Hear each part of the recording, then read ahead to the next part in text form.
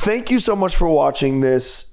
And I promise you want to stay locked in. Like, put your seatbelt on all the way till the end. We're talking about some really wild stories and instances. You know, what do you do with feeling absence? What do you do with this story of forced separation because of work? How do you work through these things? What do you do?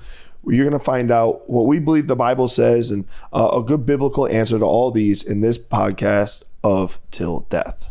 All right, welcome back to the Til Death podcast. I'm excited about today. Yeah. We're going to jump in on some more story responses. Mm-hmm. And if you have a story, I would love for you to send it. You can send it anonymously. Mm-hmm. We won't read your name out loud. You can send it to either of our socials, or we'll even make a whole other platform so people can send it anonymously in the future. But we would love to hear your story or a story you've heard of, so we can give a biblical response and biblical advice to that. We're going to jump in right now. All right. Here we go. This woman wrote and said, "What do I do? My husband tells me he is unhappy, but not specifically with me. Part of him still loves me, but he wants out because he's tired of feeling like a dark cloud is over him. I don't want to lose him. He seems lost, but says he wants divorce." Okay, there's honestly, to me, that doesn't sound like it's actually a relationship problem. It sounds like a him problem. Right. He says, well, I'm not entirely unhappy with you. I'm just unhappy. Right. But she gets the brunt of it, which is unfair, right? Like, she's now a victim of his emotional immaturity. Mm-hmm. And we talked about that in a whole episode, just about like emotional maturity is required for a good marriage. Right. But it might not even be like emotional immaturity. Maybe he's in that like midlife crisis area and he's just trying to find him, or maybe he's working a job that he doesn't feel purpose inside of. And things like that. It doesn't really, like, divorce probably is not the right answer, because it'll just be the next woman that has to pay for the same problems. Right. So if he was wise, he would realize it's not the relationship, seemingly, unless he's not being honest. If he's being honest, it's not the relationship. It's other things in his life that are causing these problems. And this is like a victim of those issues. Right. So he should really figure out what is lacking or missing and address that. But from her perspective, she also did say that it's not entirely her fault. So she should figure out, like, hey, what is he unhappy with in this relationship? And is it something I am doing that I do need to get in order? But largely it seems like a him issue. What do you think? To me, that's a him issue. Yeah, I would agree. I think it's a him issue. And, you know, I think if he's willing to even communicate that that's what he's feeling, well, I think if she just digs a little deeper, she can probably help him figure out. Yeah, and that's the great thing about a relationship, right? Like, scripture says that the wife was made to be a helpmate. Yeah. So it's cool. Like, you could help your spouse even more than most people would ever realize by helping him to realize. And I said realize a lot. Realize. But that is, you really could help that come to the forefront by pointing the issues out. Right. And not in like it's your fault, you're awful. Like, that's not going to go anywhere. But it's like, hey, what are you unhappy with in life? Or there's a great thing that people will ask. Sometimes they're like, in a perfect world, no issues, no limits, no problems. What would life look like? What would life look like? What would you do? What's your dream day? What's your dream life? Paint the picture. Dream job? And you actually find like a lot of those things are not very unattainable as you would assume. Yeah. Most people just want like consistency.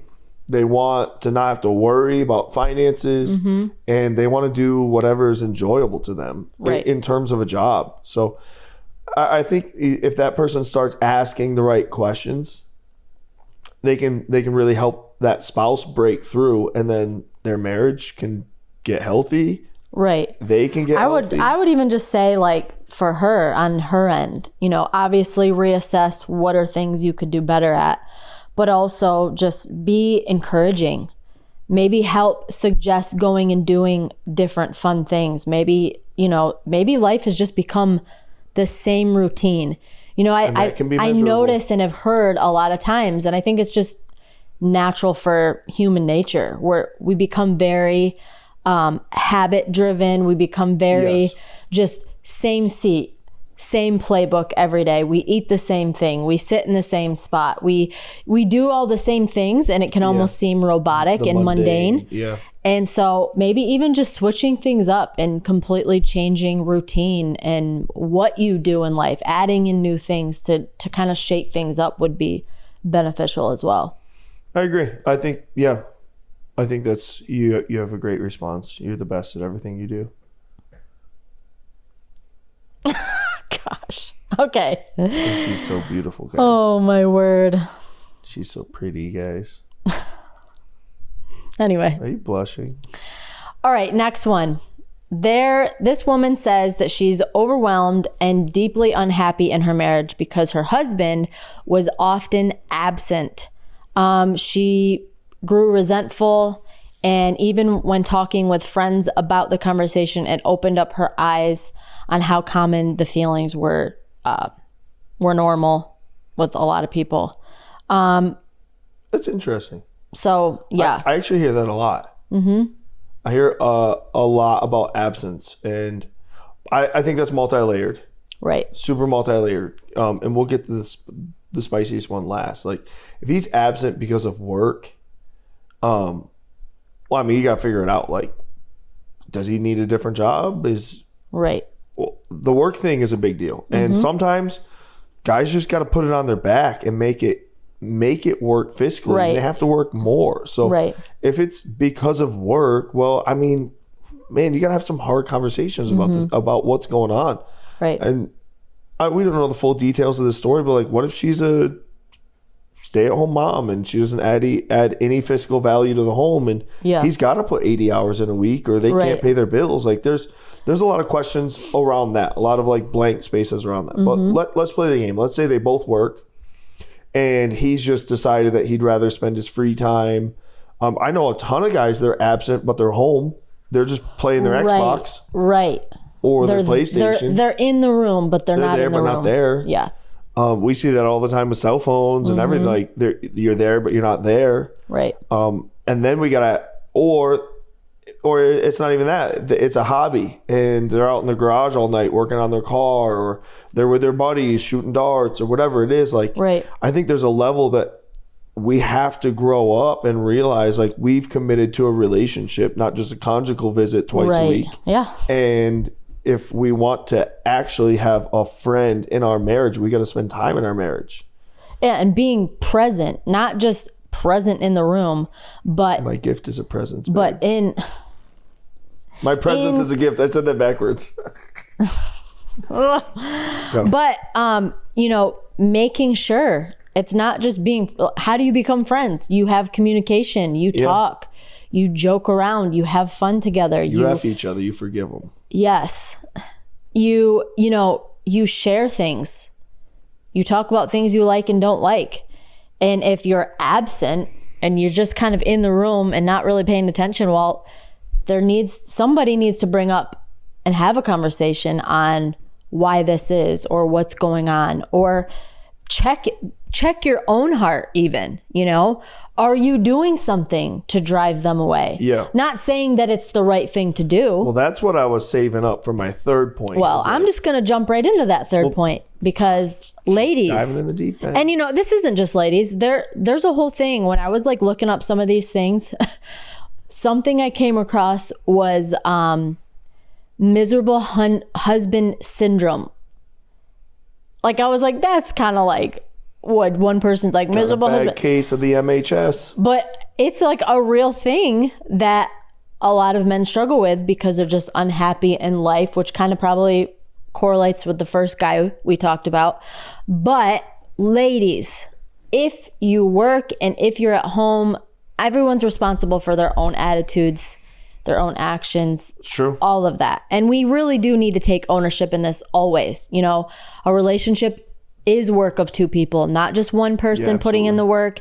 And again, we've talked about this in a whole episode, but we have to take responsibility. And sometimes, not always, but sometimes our spouse might be absent because we are miserable or we have had a bad attitude, or all we have been doing is complaining. We're negative. We have nothing positive or good to say. It's just met with just chaos when they walk through the door, or every interaction is just, you just have this chip on your shoulder, or you're constantly defensive over everything. You know, we have to make sure that even in this, if our spouse is absent when they're around us, well, we just need to take account for our own. You know, has my attitude been good? Have I been defensive? Have I been negative? Have I been uplifting? And if, you know, if we can answer honestly with some of those things, well, then great. Let's just fix our attitudes, get down to the bottom of it, and communicate and start over. Maybe they'll re-engage. But if not, then bring it up. Have a conversation. It seems like you've been absent. Well, I like that language. It seems like you're avoiding me. You're kind of avoiding me, or you're not really in this with me. What's going on? And then you go from there. Yeah, and I love that language, that it seems like, because it's not attacking. It's not attacking. It is. It's, you have not been talking to me. Yeah, it's like, all right, you put someone on their toes. It seems like is, hey, this is my perception. I could be right. I could be wrong. Right. But yeah, no, I think you hit that perfect, because a lot of times absence is intentional. Mm-hmm. And you really got to figure out, is the absence intentional or is it required? Is it required because we have to have the money to pay our bills? Is it immaturity and unrealization, or is it intentional? Right. And you talked about the intentional, but I know a ton of guys who are very intentional about their absence. They don't like being home. They don't like their spouse. They don't like the atmosphere of their home, and they just rather work. They'd rather be at work away from home. Right. Because there's more peace at work than home. Yeah. And that's a big issue. You know, like, why would you make it so your spouse doesn't want to be around you? That's bizarre. Well, and your home is like your safe place. Your home is where you can be the most comfortable. Your home should be somewhere where you should want to be there with the people that you love, whether you have kids or it's just you and your spouse, whatever. So if it's not that, well, then each of us as spouses should take responsibility and do our part in making sure that it's peaceful, that it's uplifting, encouraging, a joy to be around, and communicate. I agree. Yeah, figure out why the absence is.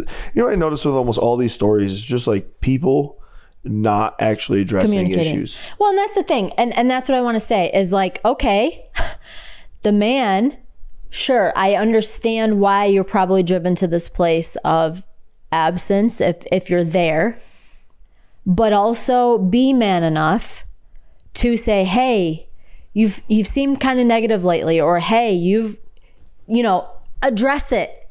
Yeah, do hard stuff. Let's be mature and address it on each end. Don't just avoid things. It's going to cause deeper issues. Look, we had a whole episode about happy wife, happy life is a lie. Yeah. Address it. Talk about it. Grow up. Check yourself. Before you wreck yourself. Still got your 2 stones. Act like it. All right. We're going to move on. I actually told that to somebody on Sunday.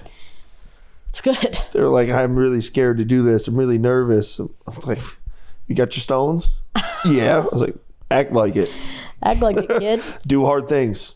Sometimes things are hard. It's true. Do it. It is. Yep. All right. Next one. That was a good answer. This woman says that she's been married. She's married to a military officer. Thank you for serving, sir. And has struggled with emotional and physical distance in her marriage. Their communication is poor, and it's been leading them to possible separation. What do we do? Well, it sounds like they're already separated. They don't talk. They're not with each other. Yeah. Which, look, to sign up for a military marriage is a heck of a valiant thing. Absolutely. It is, good for you. Well, I think both. What both people sacrifice is massive. So I don't want to take that lightly. I think that's wise. Like, That's a big undertaking. Yeah, absolutely. I think what would be wise would be to, and we don't know the full scope, right? Like, what if he's on a military base somewhere that you are not allowed to visit, and it's like 8 months, they're away, they're gone for 8 months, is what it is. I think a lot of people have done this, and there are probably some really great support groups you can find online, some really great places you can find online. I would just say in this moment, guard yourself against creating an emotional connection with another man. In the absence of your husband, because clearly things were good, but now because the distance that's required because of work, it's not. And also with communication, everything, you just don't know the full scope. So I'd say the best thing you can do is do this. Like, if you can visit as often as you can. If you can talk as often as you can. And in the meantime, find as much support as you can, which if you cannot talk all the time, find as much support, write letters, do whatever you can. If you can't visit, find good support. I'm sure on the base there are, and don't find some cackling, don't find the other dummy who's just, military wives that are bitter and wounded. Find those that can be uplifting to you and you to go them, find a good church and find some good godly women in that church and spend a lot of time with them. But a lot of unknowns, and that's hard to answer. I agree. If you can, be as close as you can, as often as you can. Emotionally, I know that this can be kind of tricky, but again, I think you can't go wrong with bringing some kind of positive reinforcement when you can communicate. Something uplifting. Don't take the 15 minutes you have once a month to yell at them. To yell or to complain. I understand, like, you want to share the weights that you're dealing with, but if right now isn't the time, let that come through, someone you trust that's a female who's going to give you positive encouragement as well. But bring something that's enjoyable, to where now you're changing up they can't wait to talk to you because you bring them that sense of joy. You bring them that sense of, this is something good in my life during this hard moment away or whatever. So I think even that could be something that could help emotionally. You get to bring the emotional stability and joy and uplifting encouragement, instead of just, oh, well, you're dealing with all that, and also here's everything that sucks too about my life that is affected by you being gone. Like, it might be true, but it might not be helpful to say all right now. So just taking into consideration those little things. That's awesome. And really just communicate as much as you can. So yeah, for that one, it's a little bit tricky, but find a good support. Yeah, I agree. All right, last one for this episode right here. Last one. Okay. Or do you want that to be the last one? One more. All right, we'll do one more. I can hear him on the side of the computer, like, give me one more. Okay, here's one. This couple said they faced significant challenges after the birth of their child. The emotional and physical strain of must be dealing with their child pushed them apart, leading the husband to start an emotional affair. So that one's kind of tricky. Yeah, it was just they had a special needs child, which is a lot. Yeah. People in those situations, I commend them. It is a lot. For sure. But I think in hard situations, people often turn on each other instead of, they turn against each other. Right. Instead of turning to each other. I mean, the whole reason you got into this is you thought you could trust that person, you could love that person, you could conquer the world with this person. Now you have this large challenge in front of you of new life, different patterns, different everything. It's a heck of a situation. And obviously you're going to do it because it's your kid and you love them. So there's no fault to that. But I think the issue I've seen with multiple people is they turn against each other. Right. Instead of leaning into one another. Mm-hmm. And that makes it next to impossible because now you are enemies of each other and you are taking your stress out on each other and you're not teammates anymore because you're not teammates anymore. Right. Well, you're going to look for an escape elsewhere. Like I know somebody, very exact same situation, but the wife actually was like, I just needed an escape. And she physically cheated on him for months. And it's like her reasoning, I just needed an escape from all of it. So I think that inside of all of it, it's obviously wise. Don't turn against each other. Right.